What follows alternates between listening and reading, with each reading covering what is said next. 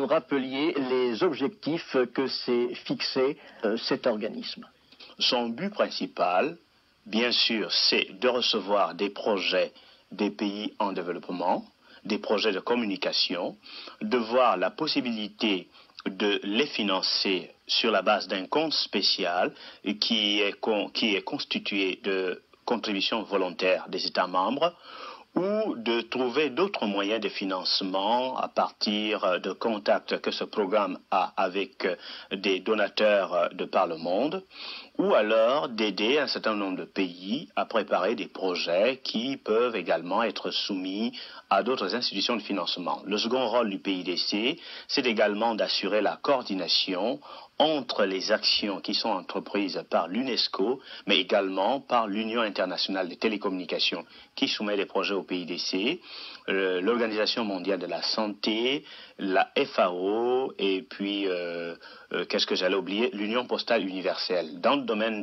de projets de formation essentiellement, dans le domaine de projets d'expertise, c'est-à-dire la fourniture d'experts pour préparer des projets ou pour exécuter des projets. Ainsi, l'objectif essentiel du PIDC est de contribuer au développement des moyens d'information de masse, la presse, la radio, la télévision, ainsi qu'à la formation de personnel qualifié dans ces domaines.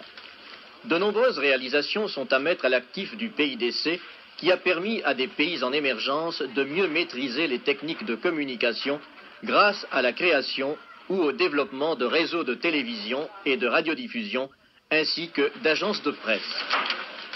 La PANA, l'Agence panafricaine d'information, qui a vu le jour en 1963, a bénéficié d'une aide du PIDC. Il s'agissait de donner plus de moyens à cette agence pour une meilleure circulation de l'information entre les pays du Sud, mais aussi du Sud au Nord. L'objectif a-t-il été atteint?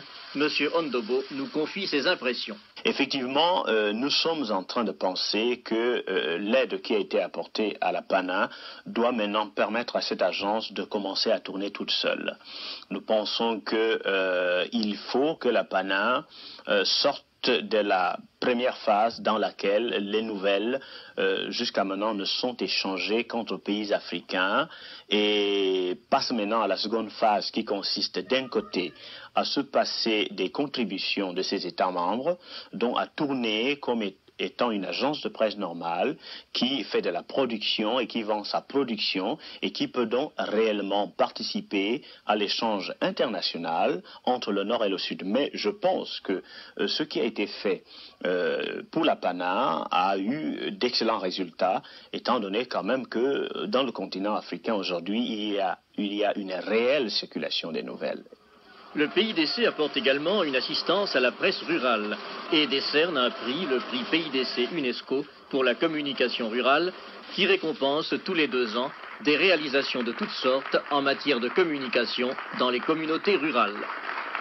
L'habitat de demain, c'est le thème d'un concours organisé par l'UNESCO qui avait invité de jeunes architectes à y participer. Des 260 projets en provenance de 55 pays, 10 ont été retenus par le jury et les maquettes de ces 10 projets ont été exposées récemment au siège de l'UNESCO à Paris. Le directeur général de l'organisation, M. Amadou Matarumbo, a procédé à l'inauguration de cette exposition.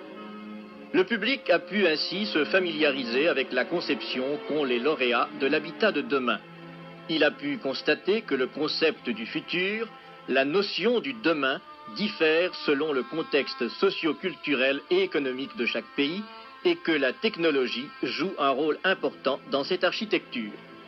Les lauréats du concours viennent des pays suivants: Argentine, Biélorussie, Cuba, France, Indonésie, Japon, Mexique, Nigeria, Union soviétique et Vietnam.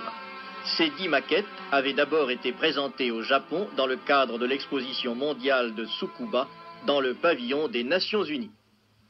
À l'occasion du 40e anniversaire de l'UNESCO, le ministre français de la Culture, M. Jacques Lang, a offert récemment une réception pour rendre hommage à l'organisation, hommage à son action et à son directeur général, M. Umbo.